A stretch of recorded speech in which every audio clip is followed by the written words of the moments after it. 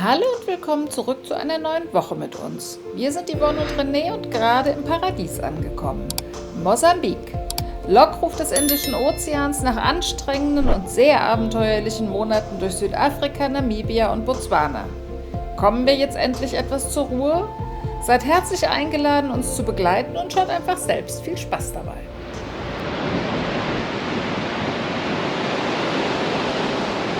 Nach einem doch recht langen Fahrtag haben wir es aber ja jetzt endlich geschafft. Ist schon ein Traum. Und das Wasser kommt. Und da hinten, schön dort in den Palmen, haben wir unseren Stellplatz. Das macht mir hier einen sehr guten Eindruck. So habe ich mir das vorgestellt. Mein Geburtstag am Indischen Ozean. Und den feiern wir dann einfach. Ja. Ist ja noch nicht so ganz lange her, mein Herz. Das machen wir dann einfach. Aber wir sind natürlich fern von Restaurants und ich wollte so gern frischen Fisch essen gehen. Ich muss jetzt leider die ganze Zeit grinsen. Ich finde das gerade so geil hier. Ich komme nicht dran. Mit deinen 1,94. Die habe ich heute weggesessen.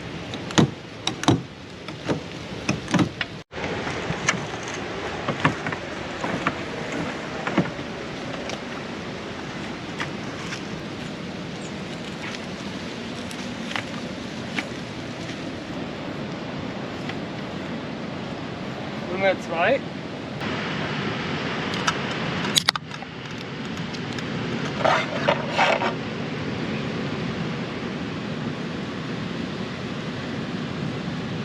Prost, Indischer Ozean.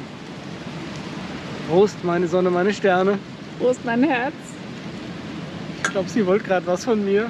Ja, dass du vorne vor dem Wasser hier trinkst. Aber es macht Das machen wir jetzt auch noch. Und hier, dass das Bier auch schön im Licht steht, gell? Zum Wohl. Jetzt gehen wir mal in den Indischen Ozean zusammen.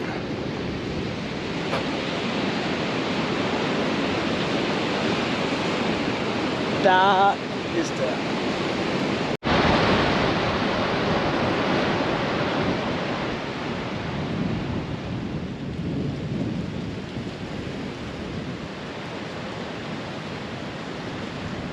Robinson, was ist los? Ich habe die ersten Erfolgserlebnisse zu verzeichnen. Wir kriegen Getränk, wir werden nicht verdursten. Es gibt so die Momente, wo die Frau sich denkt, boah, was ein Glück, dass ich den genommen habe. Der ist überlebensfähig. Immer. Immer. Keine Frage. Solange ein Laserman und eine Machete hat. Ankommen, abfahren. Ankommen, abfahren. Was treibt uns so um? Jetzt sind wir schon an einem sehr idyllischen Plätzchen. Hier direkt am Indischen Ozean. Ich steig mal mit euch aus. Und doch fahren wir wieder weg. Wir wollen endlich mal unser Ei ablegen in irgendeiner Form. Vereinsamen so gefühlt ein bisschen. Wir haben wirklich so viele einsame, wunderschöne Stellplätze gehabt. Aber wenn man nur mit sich selbst unterwegs ist, auch wenn es undankbar klingt, ist es mitunter mal nicht ganz so einfach.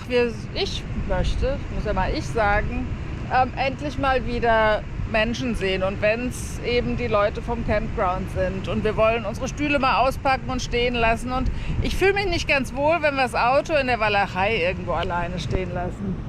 Jetzt versuchen wir wieder, also packen wir unsere Sachen und verlassen dieses kleine Idyll, wo der nächste Regenschauer gerade wieder kommt, und werden ein bisschen hier hoch den Strand fahren und dort auf ein Campground gehen oder versuchen dahin zu gehen, wenn er uns gefällt und wenn er offen hat. Hier ist ja alles verwaist und da wollen wir dann mal unser Ei ablegen. Jetzt müssen wir aber rein. Und wir müssen auch bald mal los, weil man kommt dort nur zur Ebbe hin. Bei Flut kann man da nicht lang fahren. Geht unser Auto an. Spannung.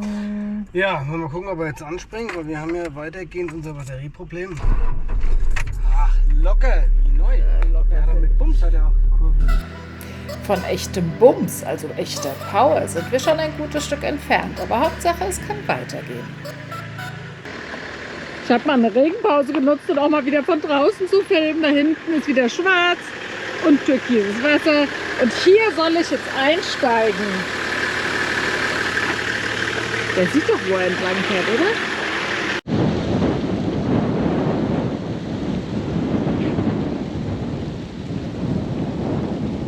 Don't drive after this point.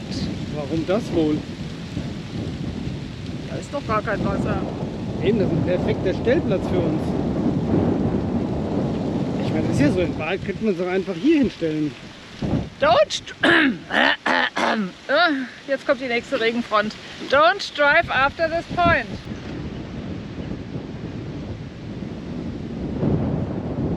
Ich bin gespannt, wann die jetzt mal wieder im Wasser liegen. Das ist schon interessant, wie sie hier alle auf dem Trockenen liegen. Wir können jetzt wattwandern. Aua. Ich muss mich ja mal outen. Als wir hier vorhin reingefahren sind, da habe ich unter diesem Dach da hinten jemanden winken gesehen. Ist schon wieder da, Yvonne. Ah, da ist er, da kann mir gleich wieder zuwinken. Genau. Und scheinbar, man sieht ja manchmal quer, ich kann ja sagen, meine Brille war beschlagen oder sowas. Und ich habe gesagt, da winkt uns sogar einer. Es war ein Hund, der gewedelt hat. Ich weiß nicht, ob ihr diese Situationen kennt, aber wenn man sich etwas wirklich wünscht, dann sieht man das auch immer wieder vor seinem inneren Auge. Da kann ein vor Freude wedelnder Hund auch schon mal eine winkende Hand von einem Menschen sein. Das versteht ihr ja sicher. Wir wünschen uns einfach mal andere Reisende, mit denen man sich austauschen kann, Gleichgesinnte zum ausgiebigen Schnacken, auch wenn wir es echt gut 24/7 miteinander aushalten können. Wenn auch zunächst nur wieder mit uns selbst, genießen wir es, uns ein paar Tage niederzulassen. Lecker vor Ort gereifte Früchte wie hier eine Papaya zu essen und einfach mal nicht alles sofort wieder verräumen zu müssen. Wenn es dann noch schnell aussieht wie bei Hempels unterm Sofa, wenn ihr den Begriff kennt. Jetzt haben wir ja endlich mal ein Plätzchen gefunden, wo wir uns hier ein bisschen niederlassen können. Haben ja sogar eine Regenhütte und Sonnenhütte, das ist ganz praktisch. Die Frau hat schon mal weggemacht, weil es gibt dann ja immer was zu tun. Was macht der Mann da schon wieder? Ich bastel uns mal eine Regenrinne, weil oben über die Kiste läuft immer das Wasser rein. Weil der Pressdruck hier über die lange Fläche oben nicht ausreicht, damit die Dichtung richtig zudrückt. Und deswegen läuft hier nämlich immer in die Kiste Wasser rein, was hier dann immer schön steht. Jetzt muss ich hier unten immer hier rauslassen. Ich habe extra schon ein Loch da hinten reingebohrt, da kannst du dann da ablaufen.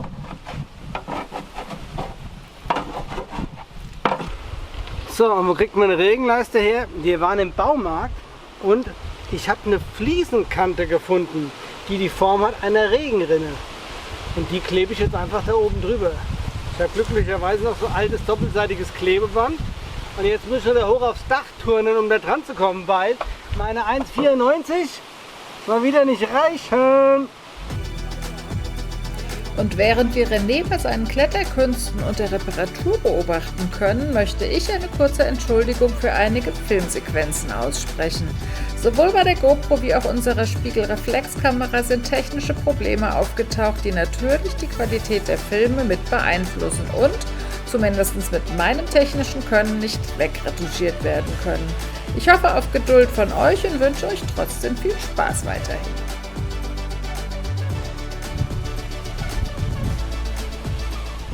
Wir wappnen uns und gehen in den Indischen Ozean, bevor die nächste Regenfront auf uns zukommt. Das sieht schon geil aus, oder?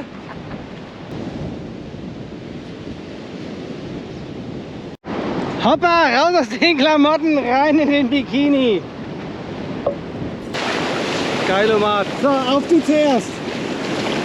Ja!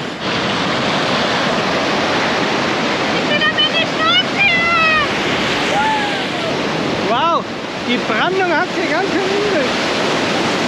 Also mit Kraft kommt die hier an.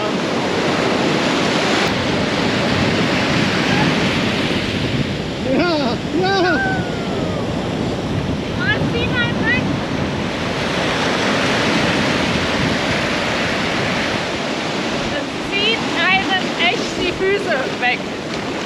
Okay, dann kann ich wieder gehen.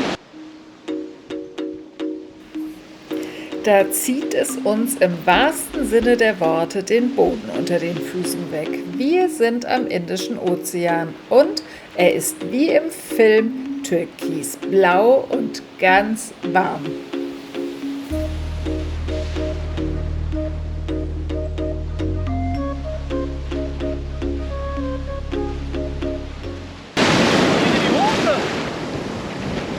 Aber das ist ja voll warmes Wasser.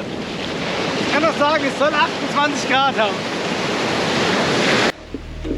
Genau richtig für uns bekennende Warmduscher, nur leider mit wirklich starken Unterströmungen, sodass man nicht ganz ungefährdet tiefer hineingehen kann. So bleibt uns nichts anderes übrig, als in Ufernähe zu planschen und das Szenario tief in uns hineinzusaugen. Und wenn euch die Filme genauso gut gefallen wie uns Mosambik und ihr Spaß daran habt, zumindest virtuell mit uns zu reisen, dann haut doch jetzt auf den Abo-Button. Denn jedes Abo hilft unserem Kanal zu wachsen und unterstützt uns auch weiterhin, unseren Traum vom zeitlich unbegrenzten Reisen zu verwirklichen, zu dem wir euch herzlich einladen. Wir freuen uns, dieses Abenteuer mit euch zu teilen und mit euch im Austausch zu sein. Danke dafür. Mal schauen, ob dieser Weg nachher noch begehbar ist. Wir gehen jetzt nämlich essen. 1,7 Kilometer müssen wir in diese Richtung laufen. Da soll dann eine Local Food Butze sein, da freue ich mich jetzt schon drauf. Aber A, kommt Wind auf. Ich hoffe mal nicht, dass es dann gleich so stark regnet. B, ist aber eher so, dass die Flut ja auch kommt schon die ganze Zeit. Und das sieht ja auch relativ feucht aus, aber am Rand scheint man entlang laufen zu können. Und das ist dann die spannende Sache. René holt gerade noch mal die Schirme für alle Fälle, dass wir so ein bisschen trockene Haut dann nach Hause kommen würden, sollte es regnen. Natürlich wird es nicht regnen. Endlich mal eine Pause. Es kann heute Nacht wieder regnen, wenn wir dann wieder im Auto sind. Wir sind ja gerade dabei am Überlegen, wie es für uns so weitergeht und wie wir dann nach Simbabwe fahren. Das ist gerade unsere Diskussion hier. Gespräch. Von Diskussion sind wir ja weit entfernt. Es gibt einen Grenzübergang, der ist unterhalb von Beira, führt die Piste oder Straße, das werden wir ja dann sehen, was es ist, strikt gen Westen und ist dann stoßen wir wieder auf den Limpopo. Das klingt gut. Und kommen dann von unten im Süden rein. Man kriegt 3 Monate Visum, allerdings muss man das monatlich, sollte man das wirklich aufbrauchen wollen, muss man das monatlich wieder refreshen. Also muss ich jeden Monat einmal bei der Immigration einen Stempel holen. Aber wir sind außergewöhnlich früh, uns Gedanken zu machen. Das ist normalerweise sehr selten bei uns. Weil wir werden nach 3 Wochen, ja 2,5 Wochen, die wollen schon ausgerechnet hier im Land noch bleiben, weil dann läuft unser Visum aus. Und ja, dann nach Simbabwe. Deswegen werden wir versuchen, im Süden einzureisen. Das macht Sinn. Das ist es, wie wir es lieben. Hier gehen wir jetzt essen. Da kommen die ersten Teller. Wir haben Fisch bestellt. Und werden noch mal wiederkommen müssen, weil er sagt, es gibt Kalamares noch und Prawns. And we have to come back. Of course, yes. Why not? Yes, why not?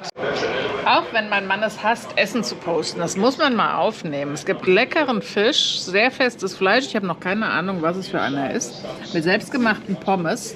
Und der ist schon filetiert und hat gar Der ist keine finished. Arbeit. Which kind of fish is it? Barracuda. Your name is Charlie, huh? Pedro. Wir sind heile angekommen wieder am Campground und ich bin euch ja noch eine Antwort schuldig, ob wir trockenen Fußes heimgekommen sind. Ah ja, und jetzt müsste mein Kameramann da rausleuchten, damit man sieht, wie weit die Flut nämlich in Wirklichkeit weg ist.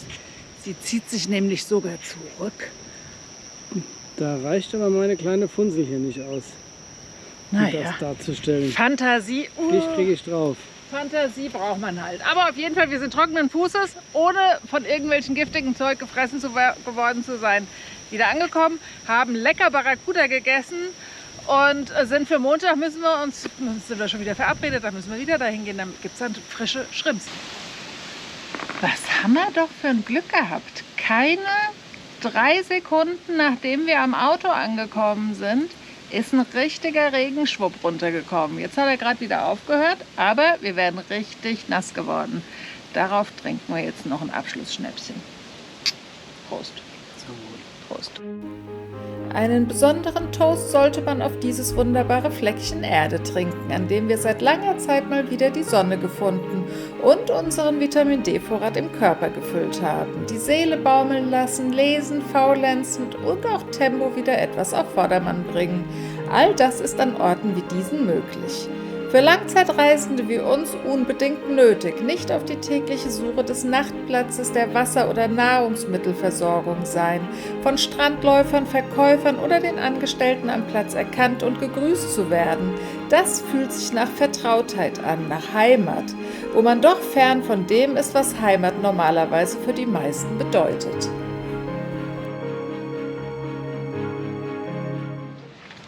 Es sagt, ich soll den Weg zum Strand filmen, aber ich habe gar nicht so viel Zeit zum Filmen, weil der Sand ist so heiß und mir brennen hier nämlich ein bisschen die Füße. Deswegen muss ich mich hier etwas beeilen. Aber du hast keine Schuhe mitgenommen. Ja, weil die mich eigentlich nur stören. Und jetzt gehen wir mal schön in die Richtung. Da habe ich nämlich heute früh bei meinem Lauf habe ich Nestor's Bar am Strand entdeckt. Und jetzt dachte ich, jetzt werde ich mal Yvonne motivieren. Einen Strandspaziergang und dann kann ich mich dann dort mit einem Bier belohnen. Jetzt haben wir nämlich noch ein geiles Phänomen.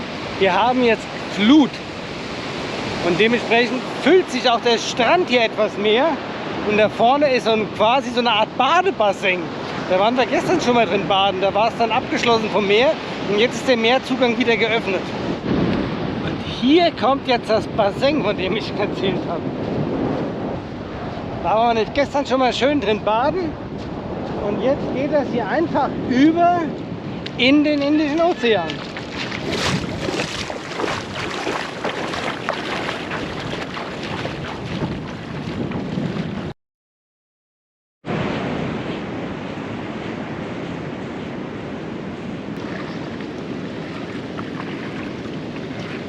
Das ist schon ein bisschen geil hier, muss man einfach sagen.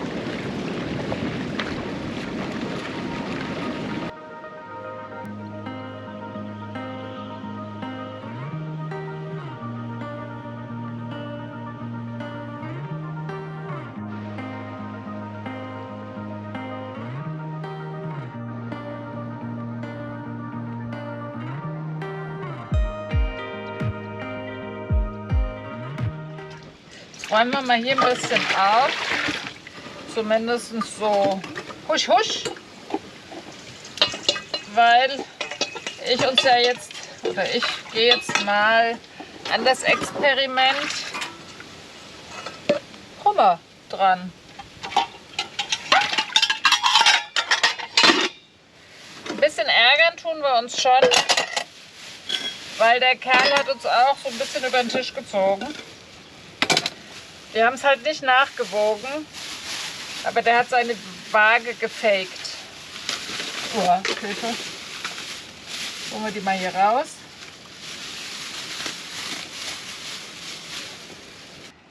Okay, jetzt haben wir das noch mal ein bisschen abgewaschen.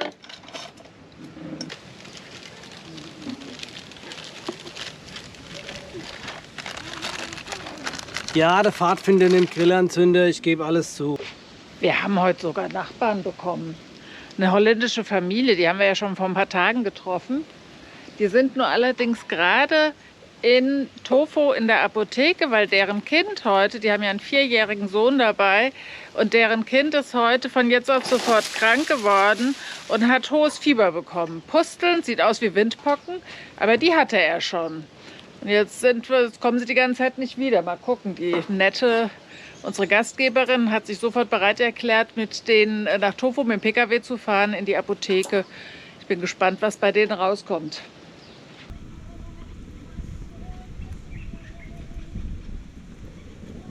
Oh, was ein Ding. Sieht das verbrannt aus? Nein, das ist tipptopp. Nein, das sieht tipptopp aus. Mein erstes Weißbrot.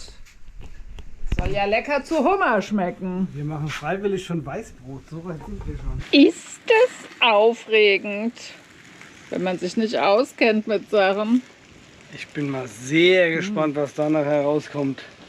Ja, zur Not haben wir die Bratkartoffeln. Ich muss auch gestehen, ich bin 55 Jahre alt und habe in meinem Leben noch keinen Hummer gegessen. Ich auch noch nicht.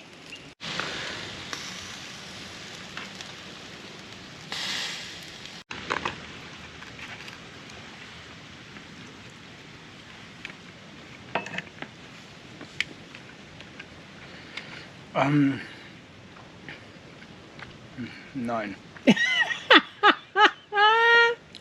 Also definitiv nicht das, was ich zu essen brauche. Entweder es liegt an diesem Hummer oder es liegt an der Zubereitung oder die Dinge schmecken einfach nicht besonders lecker. Man kann das essen, aber Das wird jetzt eine Entrüstungswelle aufrufen. also ich bin von einem Hype ganz weit entfernt. Da gehen wir lieber wieder Barracuda essen. Da kriege ich noch ein Bier fürs gleiche Geld. Ja, war, naja. Aber gut, Aber wir haben's mal man muss ja probiert. immer mal probieren. Das ist ja immer der Genau. entscheidende Aspekt. Man Und ich muss ja finde immer es mal schade, testen. frische Sachen, wenn man sie hier aus dem Meer bekommt. Aber gut, hier ist, ich bin ja schon fertig, wie immer. Ich muss jetzt erstmal weiter essen, bevor es ganz kalt wird. Genau, lass dir schmecken. Aber mein frisch gebackenes Weißbrot ist lecker. Ja, das hat auf jeden Fall, das hat bestanden, den Test.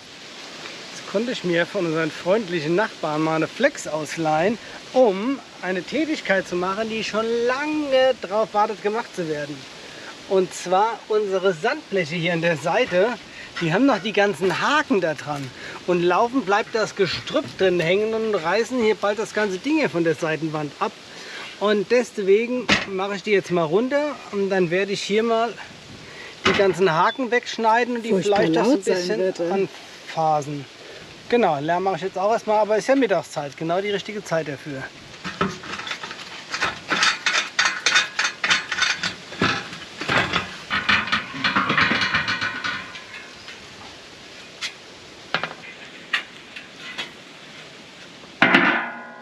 Das ist aber der Grill. Tipptopp Werkbank ist das hier. Dramatisch ist ja eigentlich, dass er uns auch Aufhängemöglichkeiten jetzt wegschneidet. Im wahren Leben sind die Haken super praktisch. Man kann da immer mal schnell hier ein T-Shirt dranhängen, ein Handtuch dranhängen zum Abtropfen. Jetzt unterbreche ich das Ganze, weil bis der sich überlegt hat, wie er was macht und überhaupt sind 5 Akkus verbraucht. Ich mach mal aus. You wanna ride on my wave just because it's fun. You wanna be in my space, too close to the sun. Don't seem to. Da guckt sich mal einer dieser professionellen Arbeitskleider an. Barfuß, Badehose und als Schutzbrille hat er eine Sonnenbrille an. Das ist ja ein Traum. Tada! Da soll noch mal einer sagen, ich hätte nicht das richtige Material dabei. Schutzausrüstung ist wichtig. Also Kinder, wenn ihr das macht, immer nur mit richtiger Schutzausrüstung. But you haven't seen anything yet. Now you're just beginning your trip to regrets. You might think you know me, but soon you forget. I'm too insane, too insane. Das ist nur Selbstschutz, was ich gerade mache. Ich brauche mal ein bisschen Pause für meine Ohren. Warum machst du denn das überhaupt? Um die Zuschauer zu beeindrucken. Ich rede nicht von deiner Brille. Ach so. Ja, wie gesagt, die Haken sind eigentlich immer so ein bisschen lästig. A, kann man so den Dinger relativ gut verletzen beim Einsatz der Sandbleche. Stopp. Wie gesagt, hat der schon mal was zu euch gesagt diesbezüglich? Zu mir hat er es nicht gesagt. Doch, und ihr seid meine Zeugen. Vorhin drüben auf der anderen Seite am Auto, da habe ich das nämlich schon mal erklärt, dass diese Haken da etwas nervig sind. Falls du dich erinnerst. Aber jetzt mache ich ja noch, also nicht nur die Haken ab, sondern ich mache etwas ganz Wildes. Und zwar spitze ich jetzt die Bleche hier vorne ein bisschen an. Weil es immer das Problem, wenn man die Bleche unter die Räder drunter schieben möchte, dass die rechts und links immer im Erdreich quasi noch stecken. Und deswegen mache ich die jetzt ein bisschen spitzer. Da kann man die mit so ein bisschen Schmackes unter das Rad drunter schieben. Dann greift das Rad nämlich viel leichter da drauf. Und das werde ich euch dann demnächst noch mal zeigen, Nein. wenn ich mit Yvonne irgendwo im Schlamm stecke. Nein. Dann werde ich mal so ein Blech drunter schieben und eine kleine Demonstration machen. Ich will gar keine Demonstration. Ich brauche die nicht. Es bleibt doch, wenn er es macht, oder? Für was haben wir die Dinger dann dabei? Haben ist besser als brauchen. Nee, wir haben gesagt, alles was nicht gebraucht wird innerhalb 1 oder 2 Jahren fliegt raus. Ja, wir haben sie ja schon gebraucht. Das ist jetzt das Feintuning schon. Die Kanten werden schön glatt geschliffen, damit wir uns nicht wehtun. Weil die liegen ja außen am Auto an, da läuft man schon immer mal vorbei. Ja, vor allem, wenn man dann damit arbeitet, dass man sich dabei nicht verletzt. Weil dann ist ja meistens hektisch und muss schnell gehen. Die sehen viel kleiner aus jetzt. In Wirklichkeit mache ich das ja alles nur zur Gewichtsersparnis. Optimierung am Fahrzeug. Aber hier sehen die Dinger jetzt nicht schick aus.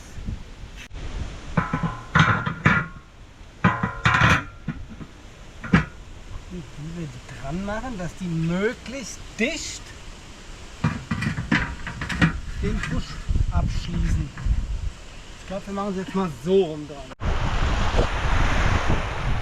Jetzt muss ich das ja noch mal erzählen. Ich glaube, ich habe das schon ein paar Mal erzählt, dass man hier, da wo wir gerade sind, kommt man ja nur bei Ebbe hin. Und jetzt haben wir gerade Flut und ich stehe hier quasi auf der Straße. Das ist nämlich der Weg, den man fahren muss, um da vorne reinzugehen. Da vorne, Baradika, ist nämlich der Eingang zu unserem Camp. Brom, brom, brom, brom, brom, brom, brom, brom, brom. Noch extra ein Autoschlüssel dabei. Und jetzt sieht man auch da hinten plötzlich die Schiffe schwimmen, die ganze Zeit nur auf dem Trockenen lagen. Ein Problem dürfte man natürlich jetzt nicht haben. Hier wird sich quasi Landstraße mit Seestraße geteilt. Nee, Landweg und Seeweg. Ach, Irgendwie das so ist doch müsste gut. es ausdrücken. Damit haben wir das ja abgehakt, das Thema, weil er will ja immer wieder mal um die Welt segeln. Und wenn du jetzt ein Problem hast, gut, du kannst noch durchfahren, aber A, tust du deinem Auto nichts Gutes und B, wird es gerade rapide schneller. Also wir sind vor 10 Minuten da noch trockenen Fußes entlang gelaufen.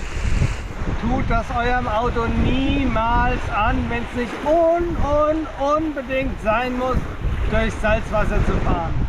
Ganz schlimm. Er macht sich bereit. Jetzt kommt die Folge Umweltaktivisten im Einsatz. Ich laufe ja in der Regel jeden Morgen, verkleide ich mich als Running Man und laufe hier heimlich den Strand entlang. Und dabei ist mir doch aufgefallen, dieses Thema Mikroplastiken, was ja immer in aller Munde ist, aber ich in Wahrheit das noch nie so richtig gesehen habe. Was? Ich sehe meistens nur Grobplastiken. Ich habe auch schon kleine Plastiken gesammelt, aber hier fällt es mir sehr stark auf, gerade wenn die Flut gekommen ist und danach wieder geht, dass meterweise die Streifen von ganz kleinen Plastikstücken da am Strand liegen. Und deswegen dachte ich mir, das muss ich jetzt mal untersuchen gehen. Na dann los, bewaffnet mit Schaufel, Netz und Strandgutbehälter vom Vortag geht es an die Arbeit am paradiesischen Strand. Jetzt kommt der spannende Moment, die erste Siebung ist vollführt und jetzt werde ich das hier ausbreiten, dann bläst wahrscheinlich der Wind das ganze Plastik wieder weg. So.